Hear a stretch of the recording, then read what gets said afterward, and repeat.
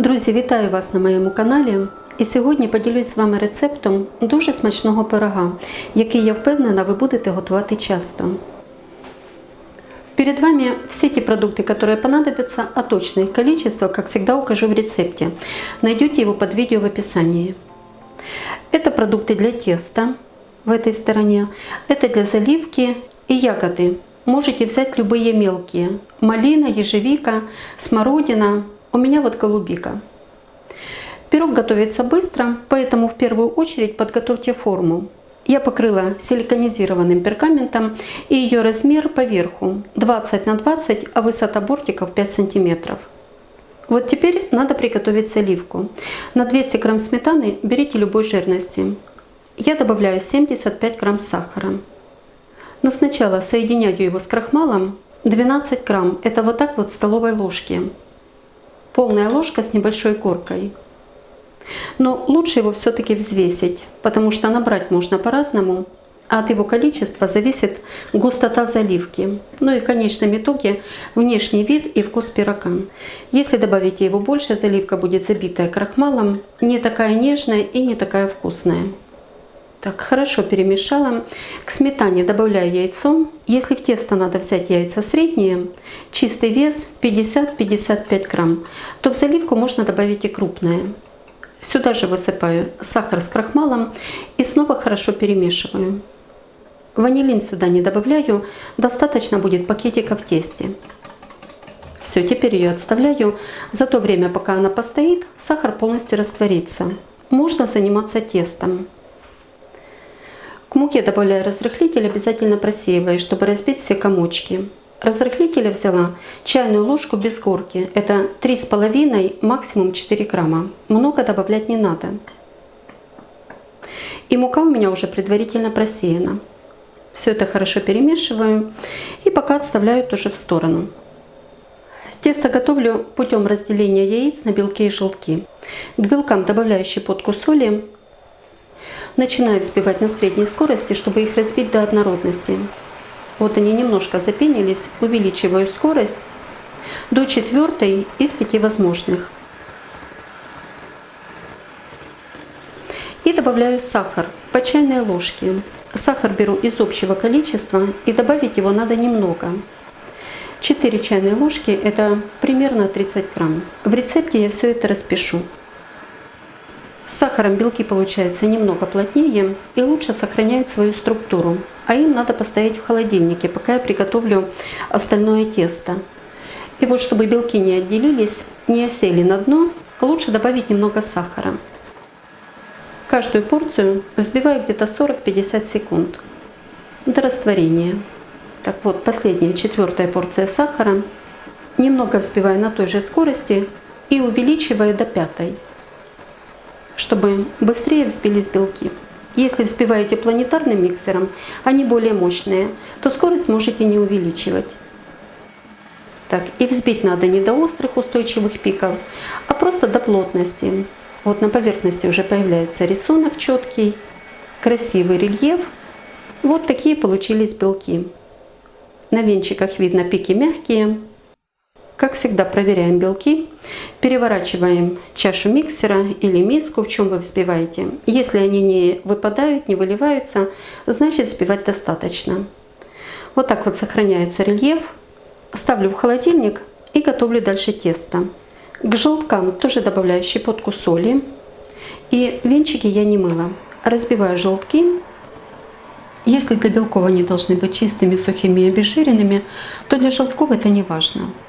Высыпаю к ним сахар, весь сразу. И обязательно пакетик ванильного сахара.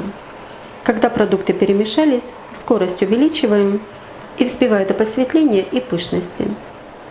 Желтки заметно побелели, взбивала я их по времени примерно столько же, сколько и белки.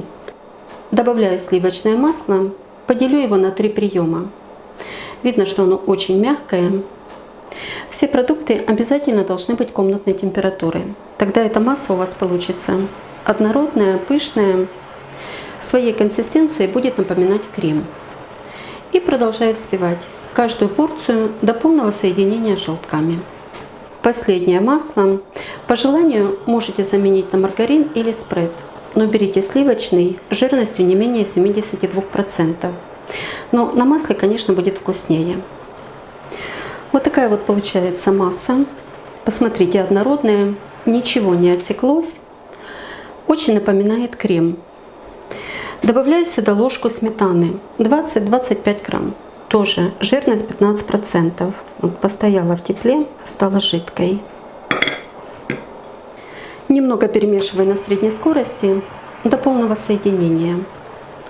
Сметану добавляю для того, чтобы этот крем стал немножко мягче, а соответственно и тесто тоже. Посмотрите, какая красота. Высыпаю сюда муку, сразу всю, и аккуратно перемешиваю.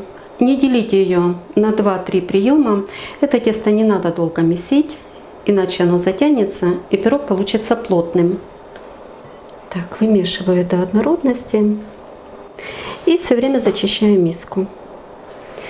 Вот такое вот получается масляное тесто. Не должны оставаться комочки муки. Хорошо ее вымешивайте. И вот теперь можно добавлять белки. Донышко проверяйте, должно быть чистым. Посмотрите, как себя ведут белки.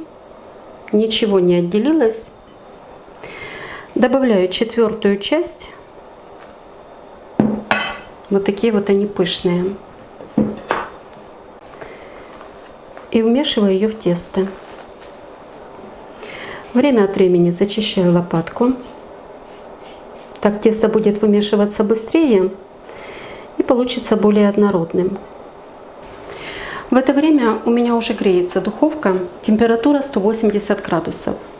Я уже говорила, что тесто готовится быстро, и как только оформите пирог, надо его сразу ставить в духовку. Так, и последний белок. Видите, он сохраняет свою пышность. Донышко миски чистое, без остатков жидкого белка. Вот сейчас все вымесится до однородности. И не упрощайте технологию приготовления, потому что, приготовив тесто по-разному, получается разный результат. Здесь немного разрыхлителя, но пирог получается пышным, благодаря тому, что взбиваются желтки вместе с сахаром и маслом. И в конце еще добавляются взбитые белки.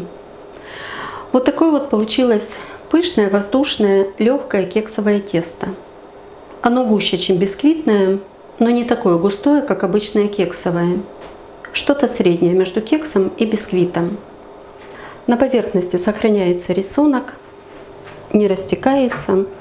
Так, беру форму и раскладываю тесто небольшими порциями, чтобы его потом легче можно было разровнять. Вот еще раз посмотрите, какое тесто. Заполняю уголочки, серединку растянуть в стороны. Идеально ровно не получится, тем более в духовке такое тесто само по себе растекается, но хотя бы примерно. Прохожу шпажкой, возможно, где-то остались большие пузыри воздуха. Таким образом я их растяну или выдавлю. И заодно разровняется тесто. Заливка постояла, на дне уже не оседает сахар, значит он полностью растворился. Еще раз ее перемешиваю. Пробовала ягоды, добавлять и по-другому. Не так, как сейчас, а сразу на тесто. Пересыпала их крахмалом, подпудривала, раскладывала на тесте, а сверху заливала заливкой. Результат получается одинаковый. Ягоды все равно немного опускаются в тесто. Точно так же и заливка. Она не запекается сверху по всей площади, а при выпечке пропитывает тесто. Опускается и везде по-разному. Где-то до середины, где-то может быть и до донышка. И немного ее остается сверху. Тесто пропитанное, нежное, влажное. И пирог благодаря этому получается очень вкусный. Сразу же ставлю его в духовку. Пирог испекся. Выпекался он 45 минут при температуре 180 градусов, средний уровень духовки, подогрев вверх-вниз, без конвекции. На готовность проверяла деревянной шпажкой, прокалываю, прокручиваю. На выходе она сухая, значит тесто пропеклось. Прошло 10 минут, форма уже не печет в руки. Достаю пирог с помощью бумаги. Аккуратно ее отделяю, чтобы не порвать пирог. Здесь затекала заливка и запекалась. Вот так красиво пропеклись бока и такое же донышко. Слегка, вот совсем чуть-чуть, украшаю сахарной пудрой и нарезаю на порции. Разрезается как масло. Сверху присутствует корочка, но она тоненькая, пока еще слегка хрустящая, а в середине пирог очень мягкий. Если вам захочется больше сделать заливки, потому что в пироге она получается очень вкусная, то не советую. Вот на эту порцию теста ее как раз достаточно. Тесто хорошо пропитывается, но от тяжести не оседает. Пирог получается очень вкусный, со сливочным вкусом и ароматом. Видно, как запекается заливка, очень напоминает крем. Красивое тесто, мелкопористое, видно, что оно влажное, пропитанное, в меру сладкое. Эту сладость слегка разбавляют ягоды своей кислинкой. Готовьте с удовольствием, радуйте своїх любимих такими вкусними домашніми пирогами і приятного вам чаєпітія. Ну, якщо вам подобаються мої рецепти, діліться ними з друзями, підписуйтесь на канал, залишайте коментарі. Щиро дякую за вподобайки, а спонсорам мого каналу за підтримку та допомогу. І, як завжди, бажаю вам всього найкращого.